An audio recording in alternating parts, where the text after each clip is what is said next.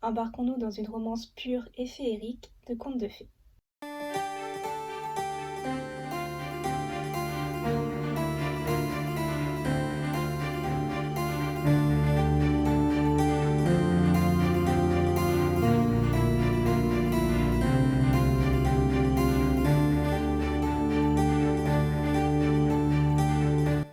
Bonjour amis des livres, c'est la chaîne du Cactus Kimi et pour terminer ce mois dédié à la romance, je vais vous parler de Laylan de Magali Segura. Laylan est un roman de fantaisie jeunesse, mélange de contes et de cap et d'épée, écrit par l'auteure française Magali Segura.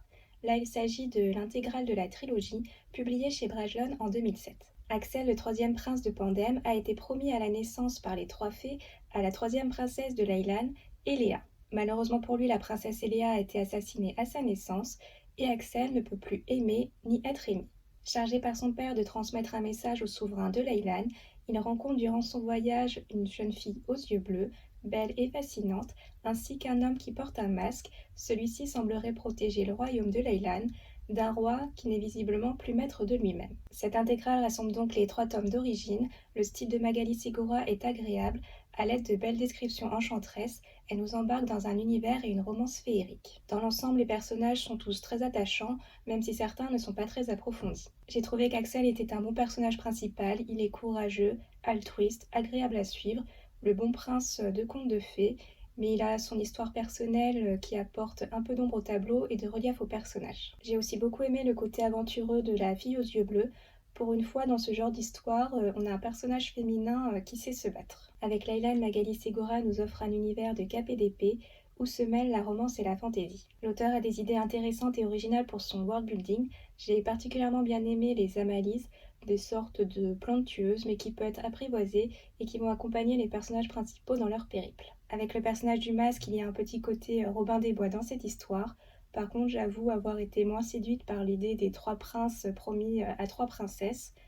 Mais bon, on va dire que ça fait un petit effet conte de fées supplémentaire à l'histoire. Et ça aurait pu apporter plus si l'ensemble n'avait pas été si conventionnel, car là l'histoire est agréable, mais le lecteur devine des choses facilement que les personnages mettent 1000 pages à comprendre. L'histoire est très manichéenne, on a vraiment les héros très gentils et les méchants très vilains. Je crois qu'il n'y a qu'un seul personnage, Jerry, que l'on peut considérer comme gris. Puis malheureusement, pour moi, la romance a été trop convenue. Et le jeu constant du je t'aime, moi non plus, m'a très vite lassée. Surtout que pour en arriver là, l'auteur nous glisse une série de non-dits et de quiproquos qui en deviennent trop rocambolesques pour en être crédibles. Par contre, j'ai bien aimé la nouvelle à Chloé rajoutée à la fin du livre. Bien que plus courte, j'ai trouvé l'histoire beaucoup plus accrocheuse que dans Laylan. Sans doute parce qu'elle est plus violente autant physiquement que psychologiquement. Je pense qu'il est difficile de ne pas être révulsé par ce qu'il se passe dedans, d'autant plus quand on est une femme. En tout cas, ce texte m'est apparu beaucoup moins superficiel et j'ai trouvé que la relation d'amour entre Céline et Erwan était mieux amenée que celle qui se passe dans Laylan. Si je devais conseiller ce livre, je dirais qu'il est plus adapté aux très jeunes amateurs de romance et de contes de fées plutôt qu'aux fans de fantasy.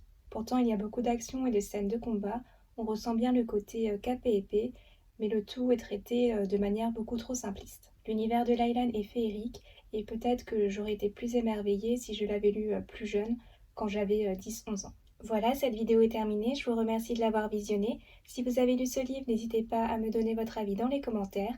Et si je vous ai donné envie de le lire, je vous souhaite une bonne lecture.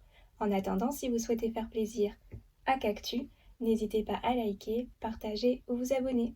A bientôt et prenez soin de vous.